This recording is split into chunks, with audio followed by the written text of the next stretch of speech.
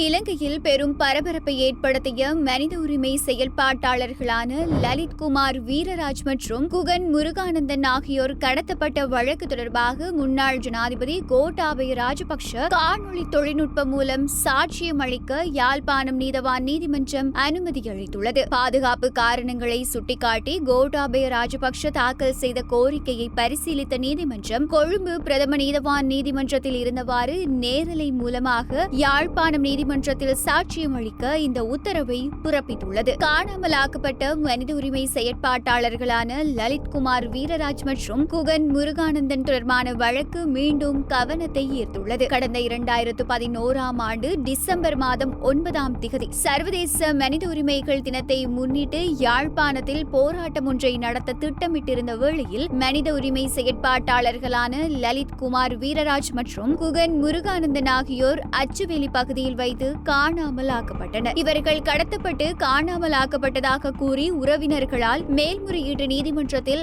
ஆட்கொணர்வு மனு தாக்கல் செய்யப்பட்டது. சம்பவம் நடந்த காலகட்டத்தில் நாட்டின் பாதுகாப்பு செயலாளராக பணியாற்றிய கோட்டாபய ராஜபக்ஷவிடம் விசாரணை நடத்த நீதிமன்றம் உத்தரவிட்டிருந்தது. எனினும் 2019ஆம் ஆண்டில் அவர் நாட்டின் ஜனாதிபதியாக பதவியேற்றதை தொடர்ந்து ஜனாதிபதிக்கான சிறப்பு விலக்குரிமை காரணமாக இந்த விசாரணை நடவடிக்கைகள் இடைநிறுத்தப்பட்டிருந்தன. தற்போது அவர் பதவியில் இல்லாத நிலையில் வழக்கை மீண்டும் விசாரித்து வரும் யாழ்ப்பாணம் நீதவான் நீதிமன்றம் அவரை சாட்சியம் அளிக்குமாறு அழைப்பு விடுத்திருந்தது. முன்னாள் ஜனாதிபதி கோட்டாபய ராஜபக்ஷவிடம் சாட்சியம் பெறுவதற்காக நீதிமன்றம் பலமுறை உத்தரவிட்டிருந்தது. அவரது சட்டத்தரணிகள் பாதுகாப்பு காரணங்களால் யாழ்ப்பாண நீதிமன்றத்தில் நேரில் முன்னிலையாவது சிரமம் என நீதிமன்றத்திடம் தெரிவித்திருந்தனர். இதனையடுத்து நீதிமன்றம் அவரிடம் உரிய உறுதிமொழி ஆவணங்களையும் கோரியிருந்தது. யாழ்ப்பாணத்திற்கு நேரில் சென்று சாட்சியம் அளிப்பதில் தனக்கு பாதுகாப்பு அச்சுறுத்தல்கள் இருப்பதாக கோட்டாபய ராஜபக்ஷவின் சட்டத்தரணிகள் முன்வைத்த வாதங்களை